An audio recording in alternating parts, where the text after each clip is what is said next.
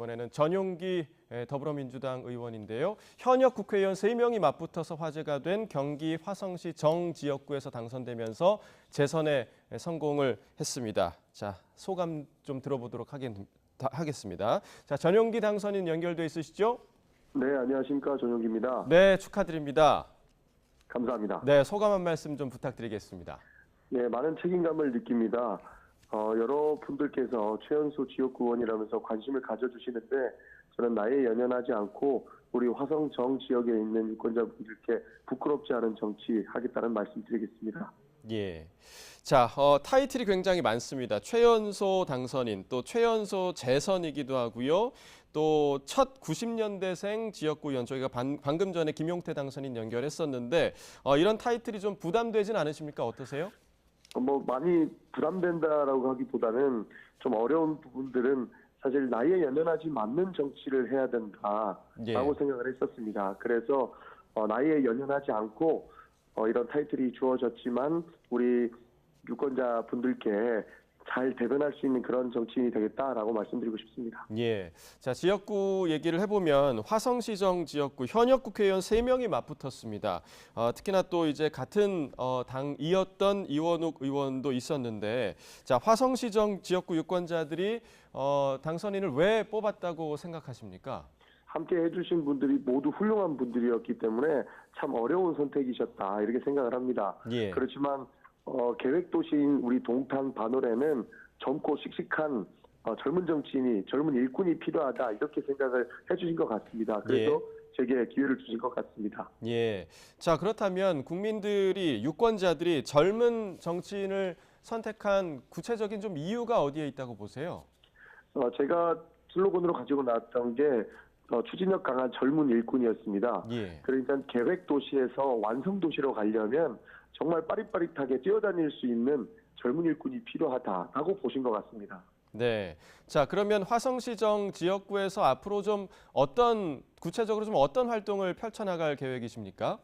실제로 이번 주부터 바로 우리 유권자분들을, 그러니까 우리 국민들을 만날 수 있는 활동들을 전개해 나갈 생각입니다. 저는 기본적으로 많이 들어야 우리 정치가 바뀐다라고 생각을 하고 있습니다. 예. 그렇기 때문에 많은 국민들을 만나고 같이 소통하면서 바꿔나갈 계획을 가지고 있습니다. 예, 알겠습니다. 자, 지난 21대 총선에서는 더불어시민당의 이제 비례대표로 당선이 됐었고 이번에 이제 지역구 의원이 되셨는데, 자, 비례로 당선됐을 때와 이제 지역구 의원이 됐을 때 마음가짐이 좀 다릅니까? 어떻습니까? 아닙니다. 마음가짐은 같습니다. 둘 다 어깨가 무겁다. 국민을 대변해서 무엇을 할 수 있을까에 대한 고민을 깊이 해야겠다라고 생각하는 것은 그때나 지금이나 같습니다. 네, 그래서 최대한 국민들을 대변할 수 있게끔 노력하겠다라는 자세를 계속적으로 가지고 갈 생각입니다. 예, 자, 마음가짐은 같지만 뭐 차이점이 있다면 어떤 차이가 좀 있을까요? 이제는 지역 구민들을 대변해서 일해야 되는 상황이기 때문에 더욱 우리 주민들의 이야기를 더 많이 듣고 국회에 가서 대변을 잘할 수 있게끔 해야겠다라고 하는 책임감도 더 강력하게 생긴 것 같습니다. 예. 자, 이번 총선 전체적인 좀 얘기를 해보면 민주당이 압승을 했습니다. 정부 심판론이 작동한 그런 모습인데 민주당 지역구 당선인으로서 야당의 압승 이유 어디에 있다고 보십니까? 실제로 윤석열 정부 심판론이 강하게 작용을 한 것 같습니다. 예. 현재는 민생과 경제가 어려운 상황이고 실제로 동탄과 반월이 굉장히 젊은 도시거든요. 그런데 내 월급 빼고 다 오르는 이 비정상을 인정할 수 없었고 반드시 이 정부를 심판해야 된다라고 하는 여론들이 굉장히 높았습니다. 예. 그런 측면에서 야당의 압승 이유는 심판론이 작동한 것 같다라는 말씀을 드리겠습니다. 네, 자, 이와 관련해서 이제 윤석열 대통령이 총선 패배에 대한 입장 다음 주 초에 발표할 거다 저희가 이제 보도로도 전해드렸는데 이 입장에 좀 어떤 내용이 담길 거라고 예상을 하십니까? 저는 국정 전환 기조 변경이 반드시 들어가야 된다고 생각을 하고요. 이런 부분들이 실제로 내각이나 기본 인사에서 적용이 돼야 된다 이런 말씀을 좀 드리고 싶습니다. 기본적으로 국정 전환이 하지 않고서는 아무런 사과가 의미가 없기 때문에 다음 주에 윤석열 대통령의 발표에서는 국정 전환 대대적인 변화가 들어가야 된다고 생각합니다. 자, 그럼 국정 전환, 그 대대적인 변화가 구체적으로 좀 어떤 방향으로 돼야 한다고 생각하시나요?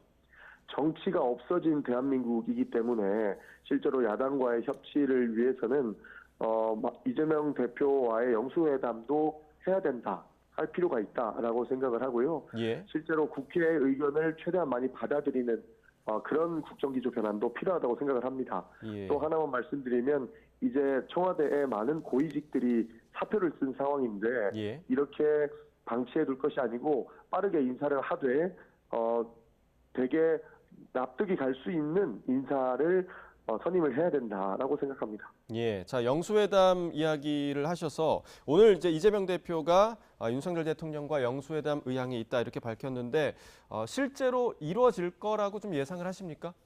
현재까지는 어렵다고는 보지만 예. 대통령께서 이번 총선에서 제대로 국민들의 이야기를 들으셨다면 국정 기조를 전환을 하셔야 되고 영수회담도 수용을 하셔야 된다라고 생각을 합니다. 예. 자, 이번 총선에서 또 다른 변수가 조금 있었습니다. 조국혁신당이 돌풍을 일으키면서 12명의 당선자를 배출을 했거든요. 일각에서는 민주당과 조국혁신당이 어떤 협력을 할 것인가 혹은 힘겨루기를 할 것인가 여러 전망이 나오고 있는데 전용기 당선인은 이 부분 좀 어떻게 예상하십니까? 힘겨루기까지 가지는 않을 것으로 보고 있습니다. 사실 조국혁신당은 매운맛 민주당이라는 평가가 있지 않습니까? 예. 굉장히 강하게 윤석열 정부를 심판해야 된다고 이야기를 하는 것이고 민주당은 기본적으로 경제와 민생을 살리기 위해서 심판이 필요하다라고 하는 것이기 때문에 힘겨루기를 한다든지 그럴 상황은 아닌 것 같습니다. 두 당 모두 윤석열 정부가 똑바로 갈 수 있게끔 방향을 전환하라는 메시지는 같다고 봅니다. 네. 자, 일각에서는 이재명 대표와 조국 대표의 충돌 가능성까지 지금 거론하고 있는 상황인데 이 부분에 대해서는 그런 일은 벌어지지 않을 거다 이렇게 생각하시나요? 예, 아직까지는 그 전망 자체도 조금 무리한 측면이 있는 것 같습니다. 예. 지금 이재명 대표와 조국 대표가 힘을 모아서 이 윤석열 정부가 바른 방향으로 갈 수 있게끔 적절한 견제를 해야 되는 상황이기 때문에 두 분이 충돌하거나 그러지는 않을 거라고 보고 있습니다. 네, 그렇다면 윤석열 정부가 바른 방향으로 가야 하는 공통적인 목표를 갖고 있고 구체적으로 정책적인 측면에서 국회 안에서 조국혁신당과 민주당의 협력 방안 어떤 것들이 좀 있을까요? 기본적으로 조국혁신당의 공약이나 그다음에 민주당의 공약의 방향성은 어느 정도 같기 때문에 이런 부분들을 잘 조율하면서 먼저 우리가 국정 방향에 대해서 제안을 할 때 서로 협조를 좀 구하는 방식이 옳을 것 같습니다.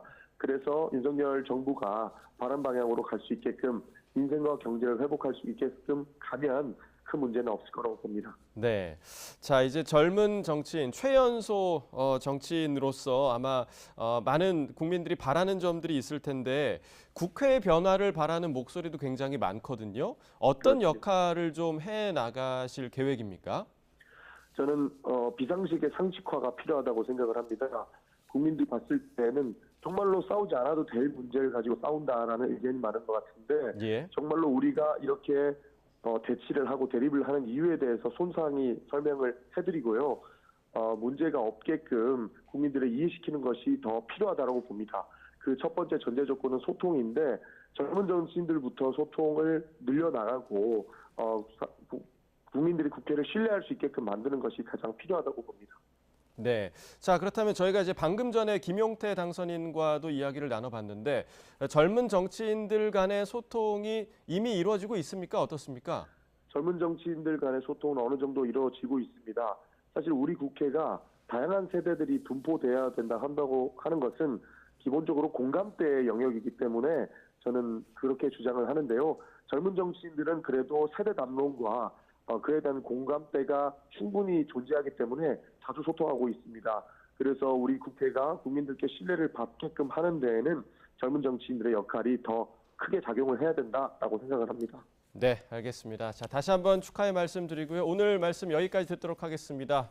전용기 당선인과 이야기 나눠봤습니다. 고맙습니다. 감사합니다.